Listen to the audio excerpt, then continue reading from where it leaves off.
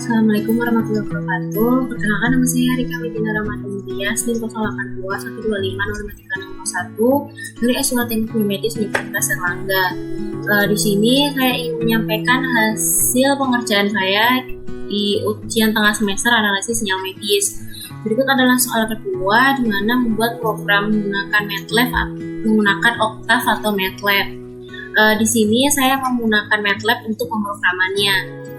Untuk soal ke A adalah membuat 3 gelombang sinusoidal dengan frekuensi yang berbeda, di mana gelombang sinus ini memiliki persamaan yaitu Y sama dengan asin omega T plus theta, di mana Y adalah simpangan gelombang dalam meter, omega adalah frekuensi dalam rad per detik dengan persamaan 2πf, lalu F adalah frekuensi gelombang dalam hertz, T adalah waktu dalam detik, A adalah amplitudo gelombang dalam meter, dan theta adalah fase pergeseran gelombang dalam radian.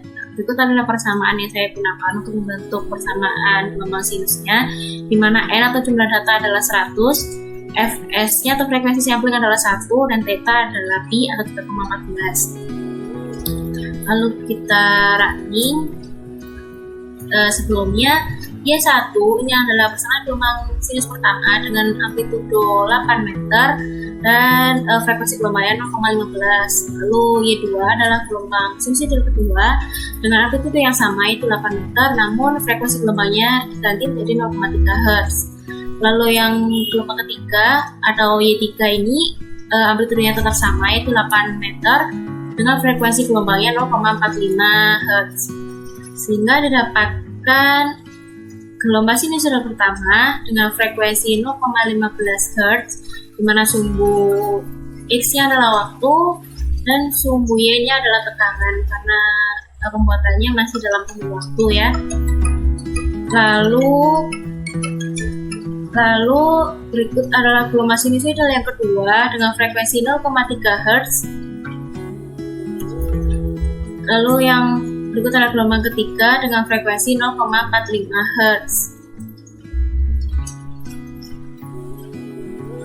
Berikutnya adalah melakukan superposisi ketiga gelombang tersebut, di mana menganggap data diambil setiap detik dengan jumlah data 100, di mana kodenya berupa sub untuk kurva superposisinya, yaitu menjumlahkan gelombang pertama dengan 0,15 Hz, gelombang kedua dengan 0,3 Hz, dan gelombang ketiga dengan 0,45 Hz, sehingga didapatkan grafik sebagai berikut. Kurva superposisi ketiga gelombangnya dengan tetap sama sumbu X-nya adalah waktu dan sumbu Y-nya adalah tekanan.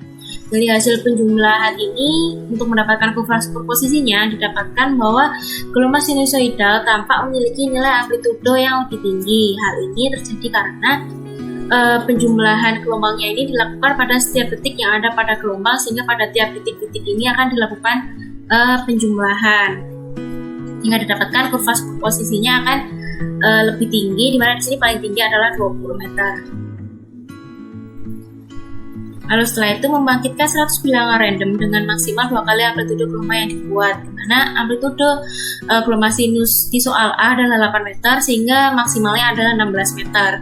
Menggunakan persamaan bilangan random Monte Carlo yaitu ZI sama dengan A kali ZI min 1 plus C mod M, di mana ZI adalah bilangan acak ke-1 dari deret atau bilangan random yang baru, ZI min 1 adalah bilangan acak sebelumnya atau bilangan random lama, A adalah faktor pengali, C adalah increment atau angka konstan yang bersyarat, M adalah modulus. Menggunakan persamaan sebagai berikut, di mana persamaan Z barunya adalah sebagai berikut.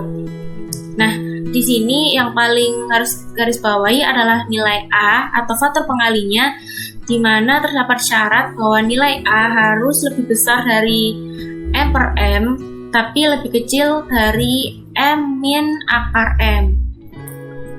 Lalu setelah itu kita running kodenya dan didapatkan gelombang bilangan random sebagai berikut. Di sini saya menginputkan Z untuk nilai bilangan random awalnya adalah 3, dan dapat diamati bahwa di sini bilangan random awalnya adalah 3.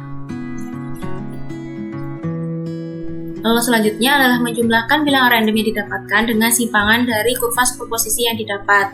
di mana setiap bilangan random dijumlahkan dengan setiap titik data kurva superposisi. Di sini saya menggunakan kode X untuk menjumlahkan bilangan random dengan kurva superposisi, di mana Z adalah bilangan randomnya dijumlahkan dengan kurva superposisi. Di sini saya menuliskan interval 2 hingga 101 itu karena dapat dilihat pada workspace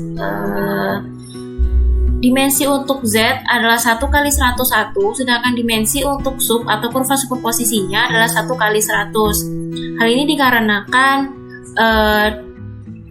bilangan Monte Carlo ini menganggap nilai ke-0 adalah nilai ke-1, sedangkan saya inginnya nilai ke-1-nya ini adalah nilai 3 atau bilangan random awal yang saya inputkan sebelumnya itu, sehingga saya menuliskan dari bilangan random kedua hingga bilangan random ke-101 sehingga panjang gelombangnya sehingga tetap jumlah datanya 100, sehingga dapat dijumlahkan dengan sub atau kurva superposisinya yang memiliki dimensi 1 kali 100. Lalu kita running hasilnya dan didapatkan gelombang sebagai berikut.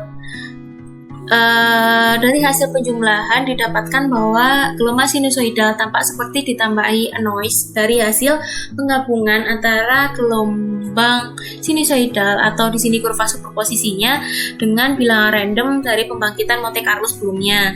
Dibandingkan dengan kurva superposisi, gelombang hasil penjumlahan ini memiliki nilai amplitudo yang lebih tinggi. Hal ini dikarenakan gelombang hasil bilangan random sebelumnya memiliki amplitudo yang lebih tinggi pula, sehingga hasil penjumlahannya semakin besar. Dapat dilihat bilangan random ini memiliki maksimal amplitudonya 15, tapi tetap lebih rendah dari persyaratan soalnya, itu maksimal 2 kali amplitudo gelombang yang dibuat, yaitu 16. Sehingga dapat dibuktikan bahwa menjumlahkan gelombang sinus dengan suatu gelombang random dapat mengubah bentuk gelombang yang dihasilkan. Salah satu cara yang dapat digunakan untuk mengubah nilai tersebut adalah membangkitkan bilangan random dengan konstanta sembarang dengan metode Monte Carlo seperti program sebelumnya. Lalu selanjutnya adalah melakukan proses FFT atau Phase Fourier Transform untuk kurva yang dihasilkan di soal D. Di sini saya menggunakan kode J untuk hasil Fourier Transformnya, dan F ini adalah untuk frekuensinya, karena FFT ini mengubah dari domain waktu ke domain frekuensi.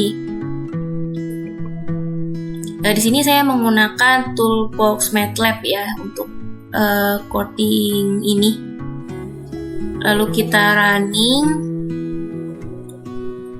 Nah, dan didapatkan spektrum FFT sebagai berikut. Ketika dibentuk dalam spektrum FFT dapat dilihat adanya puncak tinggi di titik 0,15, 0,3, dan 0,45 Hz. Hal ini menandakan bahwa sinyal sinusoidal ini memiliki 3 frekuensi. Hal ini sesuai dengan frekuensi yang ditambahkan pada soal A ketika membuat sinyal sinusoidal sebelumnya dalam domain waktu. Lalu puncak-puncak kecil seperti ini dan ini merupakan efek dari adanya penambahan bilangan random pada kurva superposisi, atau dapat disebut juga ini adalah spektrum dari noise yang ditambahkan ke gelombang sinusoidal. Oleh karena itu, pembangkitan bilangan random dengan metode Monte Carlo ini dapat digunakan sebagai noise yang dimasukkan ke sinyal asli. Berikut hasil pemrograman saya untuk soal nomor 2. Mohon maaf apabila ada kekurangan, dan terima kasih. Wassalamualaikum warahmatullahi wabarakatuh.